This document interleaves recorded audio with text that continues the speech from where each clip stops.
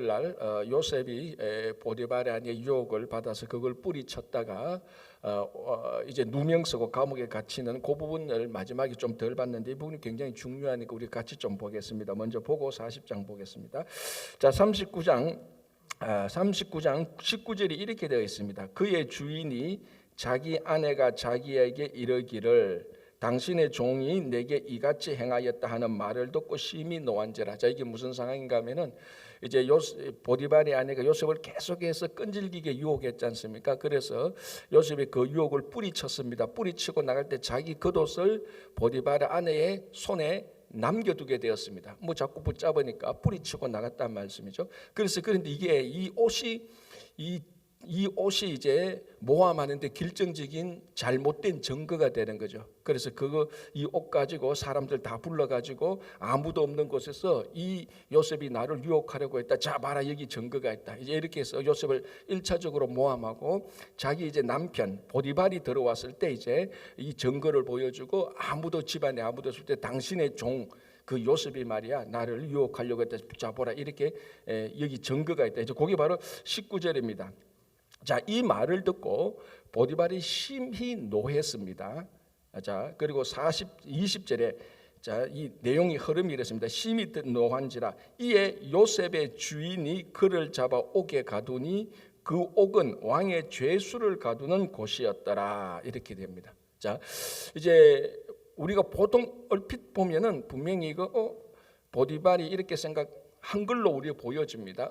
자기 아내가 오늘 큰일 날 뻔했단 말이죠. 내가 그래도 지금까지 신뢰하고 내 모든 소유를 다 맡겼던 이 종이 나를 배반하고 나의 아내를 범하려고 했다.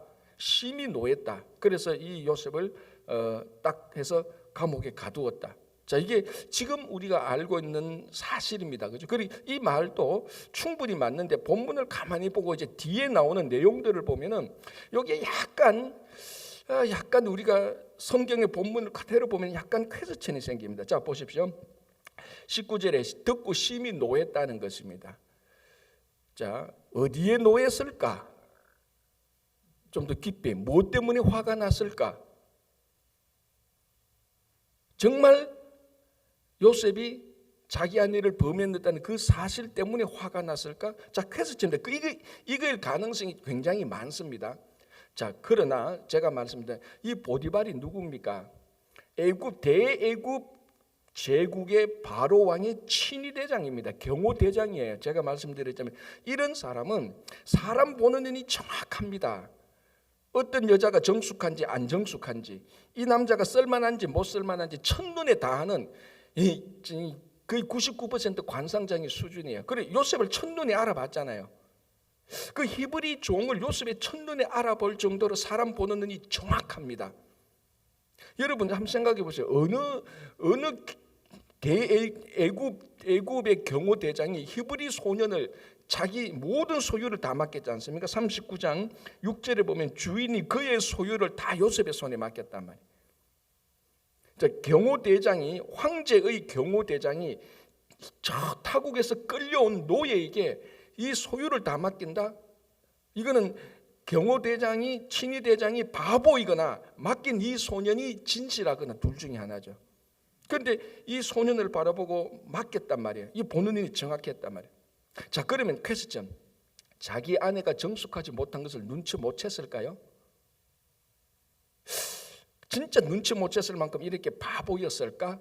그게 퀘스천입니다. 자, 그런데 여기 퀘스천 두 번째, 이 당시 애굽의 법에 의하면은 간음하려고 또는 간음하다가 걸린 사람은 사형에 처합니다. 그런데 감히 경호대장의 아내를 범했다? 이거는 뭐 목이 10개라도 살아남지 못합니다. 다 목 치는 겁니다. 자, 그런데 어떻게 했다고요? 그냥 감옥에 가둬요. 안 죽여요. 살려놔요. 자, 심히 노했는데 죽여야 되죠. 안 그래도 죽여야 되는데 심히 노했다면 한 칼에 죽여도 아무 문제, 그 자리에서 그냥 칼 빼가지고 요새 목 잘라도 아무 문제 없어요.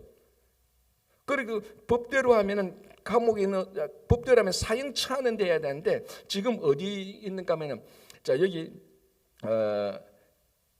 40장 3절을 보시기 바랍니다. 40장 3절. 그들을 친위 대장의 집 안에 있는 옥에 가두니. 자, 여기 40장 그들은 누군가 하면 술 맡은 자는 가는 자가 떡 맡은 가는 자입니다. 이 사람을 어디에 가두었는가? 이 사람이 바로 왕에게 큰 잘못을 했거든요. 무슨 잘못인지 모르겠지만 그래서 이 사람을 어디에 가두었는가 하면 친위 보디발의 집에 감옥이 있었습니다. 이게 참 특이한 구조인데요. 보디발의 집에 감옥이 있습니다. 자, 뭔가 하면 보디발의 집에 감옥이 있을 정도로 이 집은요 소유가 많은 거예요. 어마어마한 거예요. 이걸 요셉의 손에 다 맡겼단 말이에요.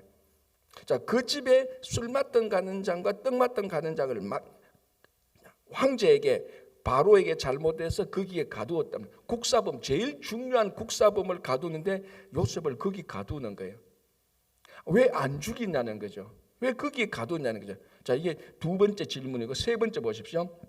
2절 3절 바로가 그 관원 40장 2절 바로가 그 두 관원장 술 맡은 관원장과 떡 굽는 관원장에게 노하여 그들을 친위 대장의 집 안에 있는 옥에 가두니 곧 요셉이 갇힌 곳이라. 친위 대장이 요셉에게 그들을 수종 들게 하매.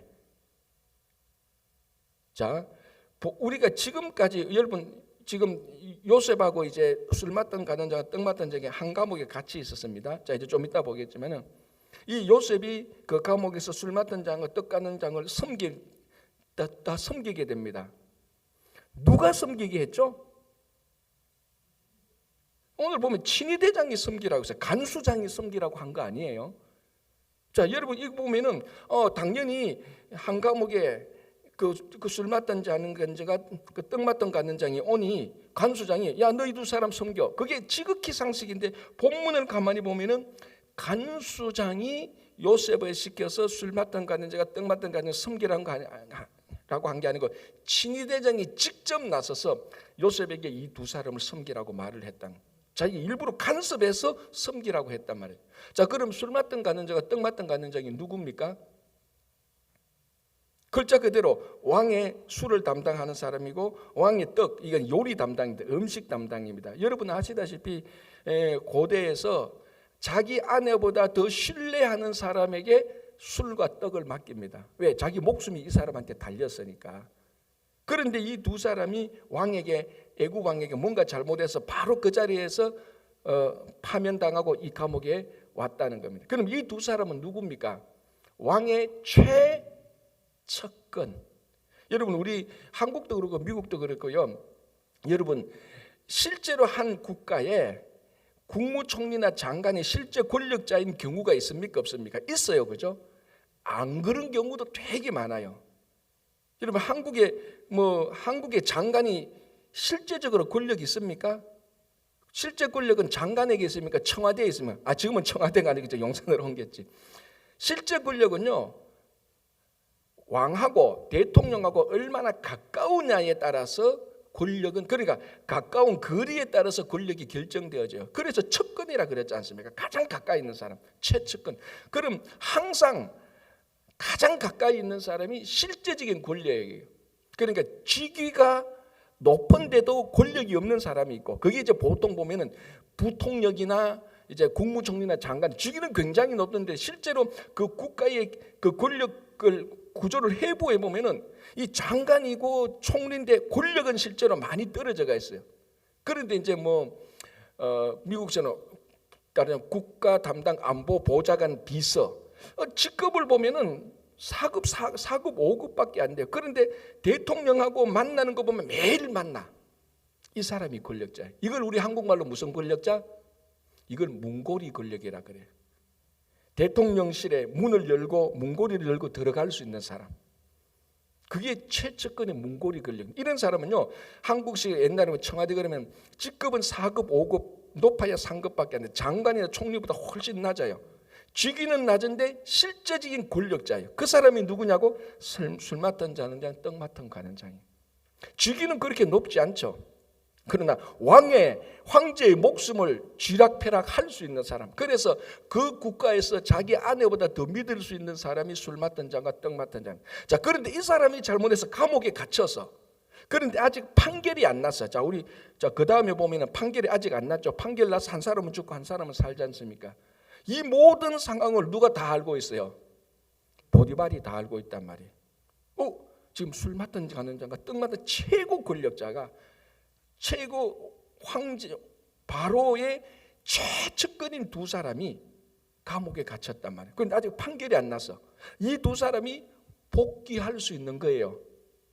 그러면 경호대장이 이 두 사람한테 잘하면은 이 두 사람 또 내 편이 되겠구나. 이 정치 권력 관계를 꿰뚫고 있는 사람이 술 맡던 가는 장, 떡 맡던 가는 장, 경호대장 다 이런 사람들이에요. 권력이 어디로 흘러가고 지금 누가 어떻게 됐든 누가 어떻게 하면은 다 아는 사람이에요. 모르는 것 같아서 그렇지. 다 알고 있어요.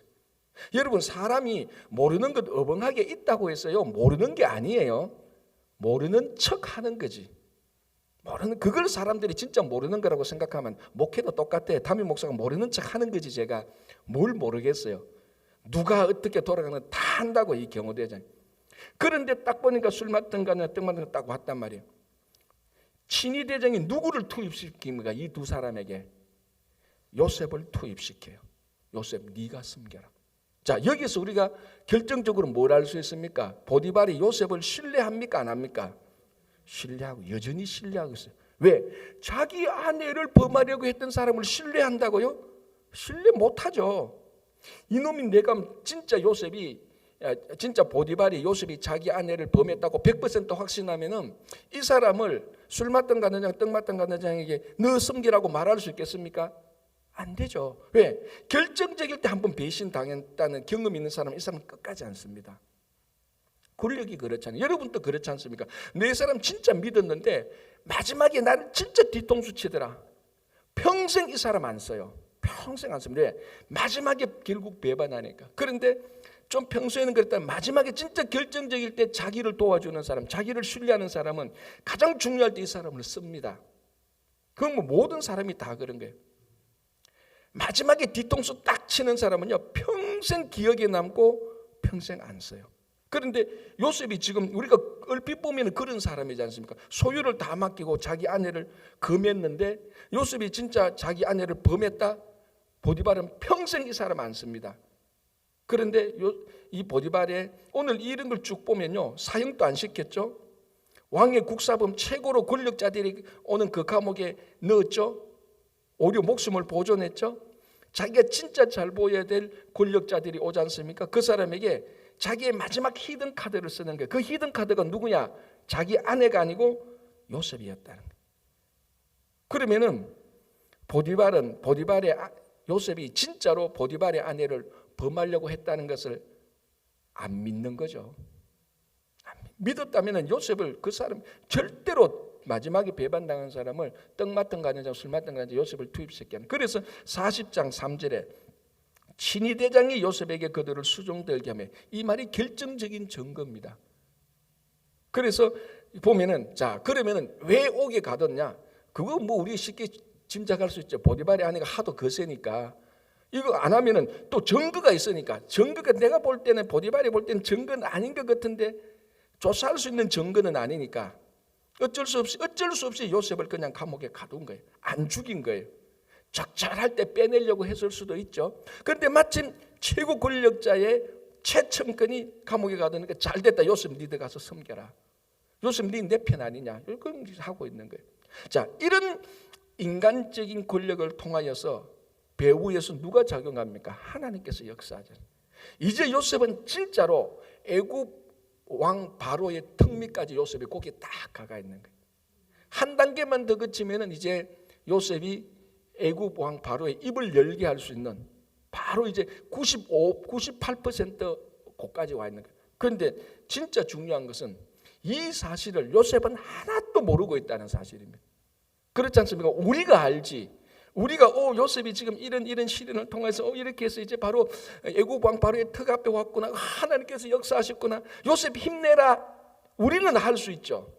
요셉은 전혀 모른다는 겁니다. 이게 중요한 거죠. 우리가 지금 많은 시련을 겪고 있어도 우리는 모를 수가 있습니다. 그게 하나님께서 우리를 완전히 인도하시기 전까지, 이게 인도하시구나, 이런 결과구나 라고 완전히 드러나기 전까지 우리는 모르고 있는 상황이 있습니다. 그 모르고 있는 상황에서도 하나님의 인도하심을 저버리지 않는 것, 그게 믿음이죠. 그게 믿음 아닙니까? 그리고 또 하나 믿음은 뭔가? 자, 요셉을 보십시오. 요셉이 형들에게 배신당하고 보디발의 아내에게 모함당하고, 아니 요셉이 잘못한 거 하나도 없단 말이에요. 오히려 더 보디발의 아내의 유혹을 뿌리쳤는데, 이건 하나님께서 상 줘야 되는데, 그렇지 않습니까? 보디발의 아내의 유혹을 뿌리고 상 줘야 되는데 또 시련이 닥치는 거예요. 그러니까 여러분, 우리가 하나님의 뜻대로 살아가는데 시련이 닥친다. 우리 성도들은 늘 일상적으로 이렇게 생각, 시련이 닥친다. 이거 마귀 장난이구나. 마귀 장난일 수도 있지만 하나님께서 인도하는 손길일 수도 있습니다. 그래서 그러면은 우리가 그 시련이 하나님이 인도하는 손길이라고 생각되면요. 그래서 제가 설교 때마다 하는 게 아닙니까? 우리의 신앙의 기준이 두 가지인데, 하나는 첫 번째가 뭐냐? 입입니다. 입에서 나오는 말 들어보면 압니다.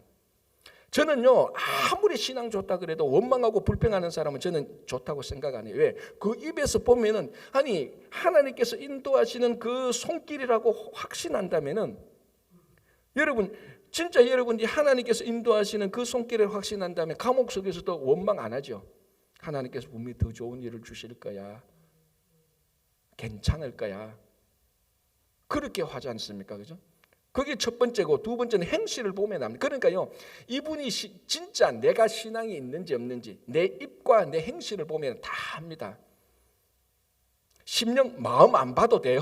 마음이 뭐 보입니까? 안 보이지. 입에서 나오는 말은 듣기고 손과 발로 하는 그 행실은 보이니까 듣고 보면 아는 거예요. 자, 여러분 참 보십시오.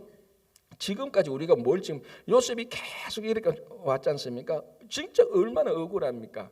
형들에게 노예로 팔려고 배신하고 쭉 왔는데요, 단 한 번도 요셉은 하나님께 한탄한 적이 없어요.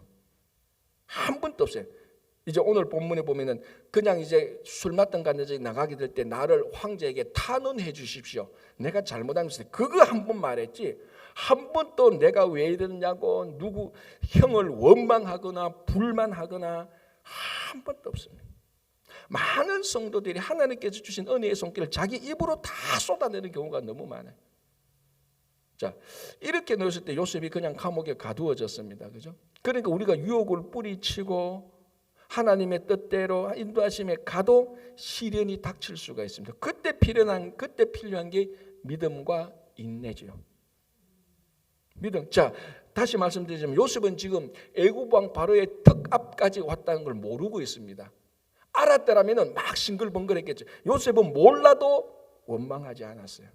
우리는 지금 보니까 요셉 힘내라고 말하지만, 우리가 지금 요셉의 이 경우라면요, 정말 어떻게 했을지 모르죠. 그죠? 자, 다시 39장 20절. 요셉이 이에 요셉의 주인이 그를 잡아 옥에 가두니 그 옥은 왕의 죄수를 가두는 곳이었더라. 요셉이 옥에 갇혔으나 21절. 여호와께서 요셉과 함께 하시고 그에게 인자를 더하사 간수장에게 은혜를 받게 하시며. 자, 이건 요셉이 보디발의 집에서 일어났던 일하고 똑같습니다.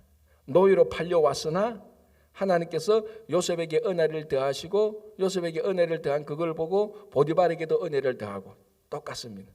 그렇죠? 요셉과 함께 하시고 그에게 인자를 더하사 간수장에게 은혜를 받게 하시고, 22절. 간수장이 옥중 죄수를 다 요셉의 손에 맡김으로. 자, 39장 6절. 주인이 누구? 보디발이죠. 보디발이 그의 소유를 다 요셉의 손에 위탁하고. 자, 지금 요셉은 종살이 한번 했죠. 이제는 옥살이 합니다. 그죠? 종살이 할 때는 보디발이 종살이하는 요셉의 손에 뭘 다 맡겼습니까? 소유를 다 맡겼습니다. 근데 이 소유가 우리 집 재산이 한 300만 불, 400만 이 정도가 아니에요. 말했지 않습니까? 경호대장의 소유고 그 집에 감옥이 있을 정도의 소유입니다. 이거는 요셉이 국무총리를 할 수 있는, 국무총리가 뭡니까? 국가 살림살이 하는 사람 아닙니까? 그거 할 수 있는 것을 종살이에서 다 배운 겁니다. 자, 이제 또 하나 배워야 될 게 뭡니까? 국무총리가 되면은 사람 관리를 해야 됩니다. 국무총리 밑에 권력자 장관들 쫙 있잖아요. 그 사람들 다루어야 돼요. 살림은 살 줄 아는데 사람을 못 다룬다? 그거 총리가 그렇게 되면 안 돼요. 사람을 다루는데 살림을 못 산다? 그거 총리가 그렇게 되면 안 돼요. 사람을 다룰 줄 알아야 되고 살림도 살 줄 알아야 돼요. 총리는. 그래서 한 번은 종살이를 통해서 하나님께서 보디발의 모든 소유를 요셉의 손에 한번 맡겨봅니다. 그러니까 요셉이 잘했습니까? 못했습니까? 완벽하게 잘했죠. 너무 잘하니까 보디발의 아내가 유혹까지 하는데도 거기도 손도 안 대는 겁니다. 완벽합니다. 그러니까 소유, 물질, 그러니까 이 성도와 똑같습니다. 하나님께서 여러분들에게 얼마나 높이 사용하는 것은 하나님께서 여러분들에게 물질을 맡겨봅니다. 보디발이 요셉의 모든 소유를 맡겨보듯이 하나님께서 우리에게 모든 물질을 맡겨봅니다. 그 물질의 노예가 되는지 물질의 노예가 안 되는지 맡겨봅니다. 많은 성도들이 여기서 다 걸리죠. 많은 성도들이 여기 다 걸립니다. 헌금하는 거 보면 다 알잖아요. 뭐 어렵게 생각하면 헌금하는 거 보면 다 알아요. 다 여기 걸려요. 그런데 요셉 여기를 통과했습니다. 자, 이제 마지막이 뭡니까? 어떻게 사람을 다루는지. 자, 그래서 21절에 간수장이 옥중 죄수를 다 요셉의 손에 맡김으로. 자, 그런데 이 옥중 죄수 가운데 누가 있다고요? 문고리 권력자 두 사람이 있습니다. 이 사람을 다룰 줄 알면은 이제는 애굽의 모든 사람, 모든 권력자를 다 다룰 수 있는 훈련을 한 거죠. 그래서 종살이, 옥살이를 통해서 살림도 다루고 권력자도 다루는 겁니다. 그죠? 자, 22절 간수장이 옥중 죄수를 다 요셉의 손에 맡김으로 그 재반 사물을 요셉의 손에 요셉이 처리하고.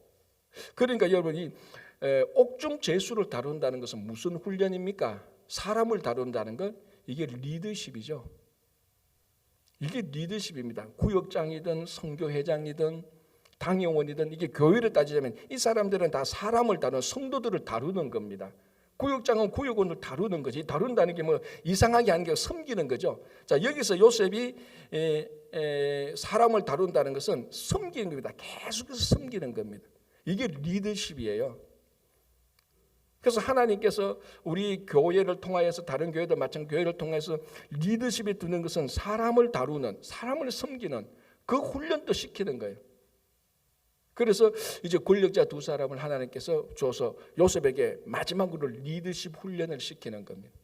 여러분, 리더십은 천하 없어도요, 무인도에서 혼자 살면서 리더십이 있다고 말하는 사람은 아무도 없어요. 결국 리더십은 사람을 다루는 겁니다. 그죠? 그래서 옥중 죄수를 다 다루고. 자, 23절에 간수장은 그의 손에 맡긴 것을 무엇이든지 살펴보지 아니한다는 거죠. 왜?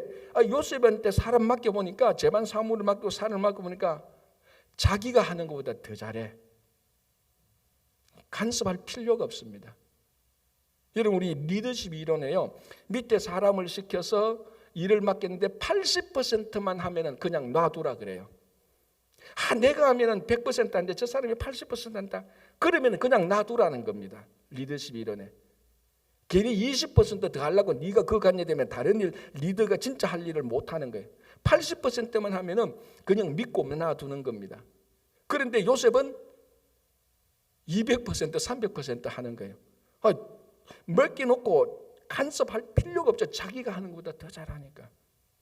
그래서 하나님께서 17살짜리 소년을 애국까지 데려와서 이렇게 훈련시키는. 자, 그런데 이 훈련시키는 이 과정이 다 오해받고 무시당하고 감옥 가고 유혹당하고 전부 다 이런 과정들입니다. 여러분, 여러분들이 뭘 바라는지 저도 다 알아요. 왜냐하면 내 바라는 거하고 똑같으니까. 우리를 다루는 좀 편하게 했으면 얼마나 좋겠냐는 거죠. 우리를 훈련시키는데 편하게 훈련시켰으면 얼마나 좋겠냐는 겁니다. 여러분, 천지 창조 이후에 편한 훈련은 하나도 없습니다. 편한 훈련은 하나도 없습니다. 그 편한 훈련, 그거는 동그란 네모하고 똑같은 말이죠. 훈련은 원래 다 힘든 거예요. 다 힘들어야 훈련이 되는 겁니다. 편하면 훈련이 하나도 안 되는 거예요. 그래서 요셉은 다 험하게 됩니다. 구덩이에 갇히고 노예를 끌어오고 일했는데 모함 받고 감옥에 갇히고 하나님의 뜻대로 살아가는데. 자, 그러나 23절에 감수장은 그의 손에 맡긴 것을 무엇이든지 살펴보지 아니하였으니 이는 여호와께서 요셉과 함께 하시며. 자, 그러면 요셉은 어떻게 이렇게 잘했느냐는 거지. 결국 이제 주인이 나타나는 것이 누굽니까? 여호와께서 요셉과 함께 하시며. 결국 여기서 주인공은 요셉이 아니고 하나님이었다는 거예요. 하나님이 요셉과 함께 하심으로 여호와께서 그를 범사에 형통하게 하셨더라. 자, 39장에서 하나님이 요셉과 함께 했던 것이 다섯 번, 여섯 번 종살이 할 때, 옥살이 할 때 똑같이 나타나는 겁니다. 자, 이 요셉의 이야기가 우리 이야기로 우리가 믿고 받아들이면 우리가 이 삶을 사는 겁니다. 종살이, 옥살이, 이민살이 할 때도 하나님께서 우리와 함께 하심으로 우리가 형통하게 하시고 그렇게 하는 거하고 똑같지 않습니까? 그럴 때 우리가 늘 감사가 넘치고 주님의 일을 봉사해도 사람들이 옆에서 좀 잔소리해도 허허하고 넘어갈 수 있는, 그게 진짜 하나님 믿고 가는 거 아닙니까? 그죠? 자, 40장. 그 후에 애굽 왕의 술 맡은 자와 떡 굽는 자가, 그 후에 요셉이 이제 종살이 끝나고 이제 옥살이 들어간 후에, 그죠? 이제 하나님께서 사람을 다루는 훈련을 시키려고 술 맡은 자와 떡 굽는 자를 이제 그 감옥에 하나님께서 집어넣어 보는 겁니다. 훈련시키려고. 자, 그들의 주인 애굽 왕에게 범죄한 죄는, 무슨 범죄는 모릅니다. 이 두 사람이 최측근 문고리 권력이 범죄를 했습니다. 자, 보십시오. 범죄를 했고, 바로가 그 두 관원장, 곧 술 맡던 관원장과 떡 굽는 관원장에게 노하여, 이거 요셉이 감옥에 갇힌 이유 패턴하고 똑같죠. 요셉이 보디발의 아내를 유혹했던 모함을 받아서 보디발이 심히 노하여 요셉을 감옥에 가두었단 말이에요. 그런데 술 맡던 관원장과 떡 맡던 무슨 일을 했는지 모르겠지만 무슨 잘못을 해서 바로가 노하여 이 두 사람을 집어였습니다. 둘 다가 모함을 받았거나 둘 중에 하나는 모함을 받았죠. 우리는 알죠. 술 맡던 관원장이 모함 받았다는 거 알고 있지 않습니까? 그래서 나중에 회복되지 않습니까? 그러니까 요셉하고 같은 패턴이에요. 요셉도 모함 받아서 자기 주인이 심히 노해서 감옥에 갇혔고, 술 맡던 관원장도 자기 주인에게 잘했는데 주인인 바로가 노해서 감옥에 갇혔습니다. 같으지. 그러니까 떡 맡던 관원장 말고 술 맡던 관원장하고 요셉하고 같은 지금 패턴으로 이 감옥에 갇혀온 거예요. 자, 3절 아까 본 겁니다. 그들을 친위대장의 집 안에 있는 옥에 가더니 곧 요셉이 갇힌 곳이라. 이것도 특이해요. 아니, 이 국사법 아닙니까? 황제에게 심히 놓였는데 다른 감옥에 안 가두고 보디발의 집에 있는 감옥에 가두었단 말이에요. 이 구절을, 이 상황을 저희들은 다 알지는 못하겠지만 또 우리 우리가 전문가라서 그때 감옥 구조니 어떤 국가 시스템 그런 거 다 알 필요 없지만 하나는 알 수 있죠. 뭡니까? 희한하게 하나님께서 문고리 권력과 요셉을 만나게 하셨다는 겁니다. 희한하게 만나게 하셨다는 거예요.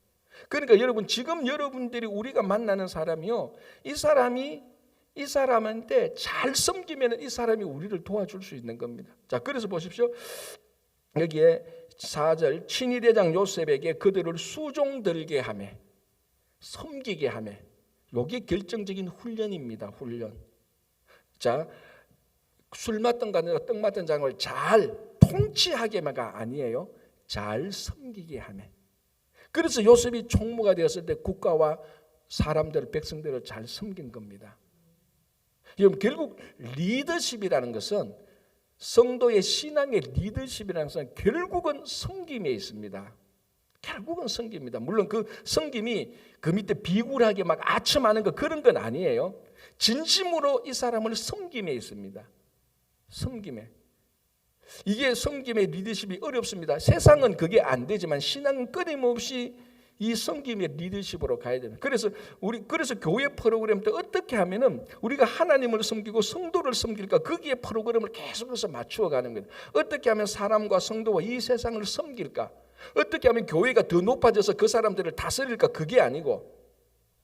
그러니까 리더십이라는 것은 항상 그렇습니다. 당회나 구역장이나 선교회장이 어떻게 우리 성도들을 섬길까?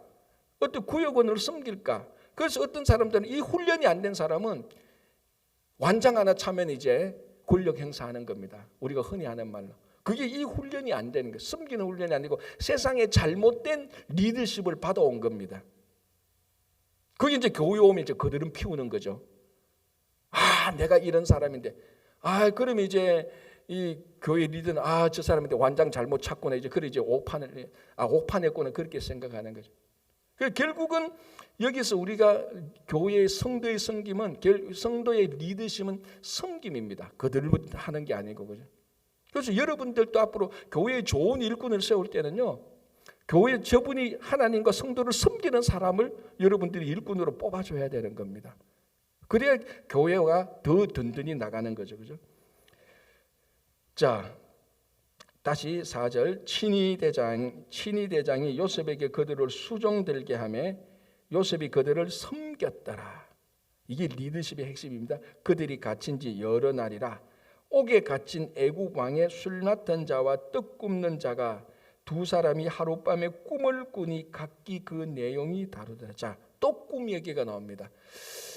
자, 요셉의 아버지 야곱도 꿈이었죠. 베델로 갈 때 꿈에서 하나님 나타났죠. 요셉은 꿈 때문에 인생이 완전히 세상 말로 하면 꼬이게 된 겁니다. 우리가 신앙적으로 보면 그 꿈이 이루어지고 있는 과정이지만은, 그러니까 여러분, 이게 믿음의 눈으로 볼 때는 하나님의 뜻이 이루어지고 있는 과정인데 세상의 눈으로 보면은 막 일이 꼬인 것처럼 보여요.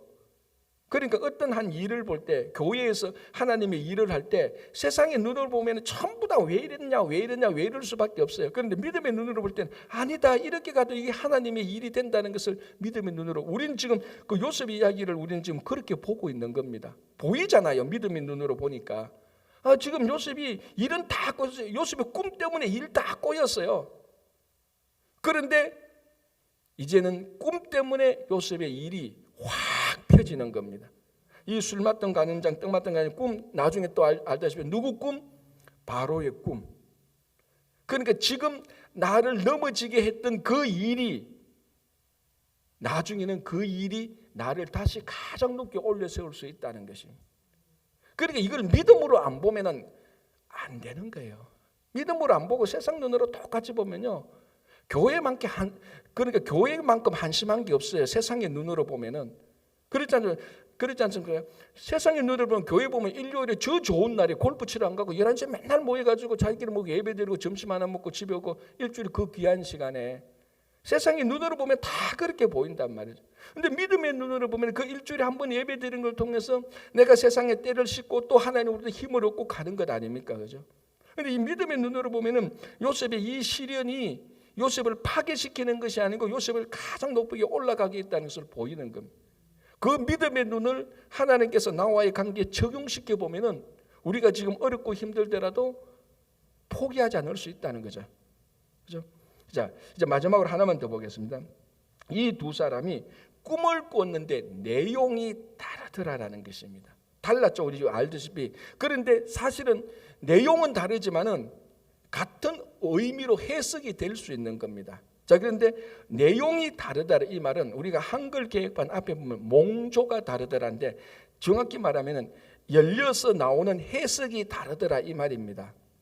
자, 지금 무슨 말인가 하면은 이걸 이렇게 좀 우리가 알아듣기 말하면은 이 꿈을 꾸었는데 이 꿈의 내용이 해석에 따라서 다르게 실현될 수 있다는 겁니다.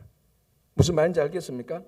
그럼 이 꿈을 꿨는데 이 두 꿈을 누가 좌지우지할 수 있다는 거죠? 해석자.